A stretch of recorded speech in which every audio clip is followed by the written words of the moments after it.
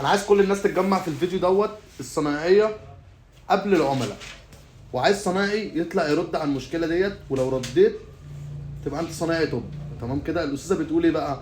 بتقول اللي هي عندها بوتاجاز لجرمانيا، عندها درجات الحراره ارقام من 1 ل 3 لحد 8، المتوسط بتاعتهم اللي هو 3. تمام كده. لما بتشغله على 3 وهو شغال الفرن بيفصل في نص الاكل او بيفصل وهو شغال، فده عيبه ايه يا صنايعيه؟ تمام كده. وما تقوليش حساس عشان مش حساس، حساس بتاعها سليم. فلو انت صنايعي وواثق من نفسك اطلع قول لي المشكله دي ايه، انا عارفها يا ست الكل. عشان ابقى رديت على سؤال حضرتك برضو، اتصلي بينا واعملي بلاغ انت عندك مشكله في الجهاز وانا بقيت لك حد يصلحه لك. فعايز صنايعي، اي صنايعي محترم بقى يطلع يقول لي المشكله دي من ايه، بس بره عن الصنايعيه بتاعت اكسبرتس، عشان الصنايعيه بتاعت اكسبرتس نمبر 1.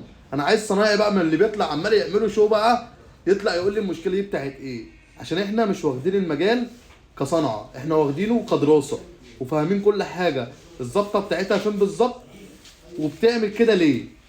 فانا عايز الصنايعي يطلع يقول لي ده المشكله في ايه، بعيدا عن الحساس، عشان ما تطلعش تقول لي حساس في الكومنتات.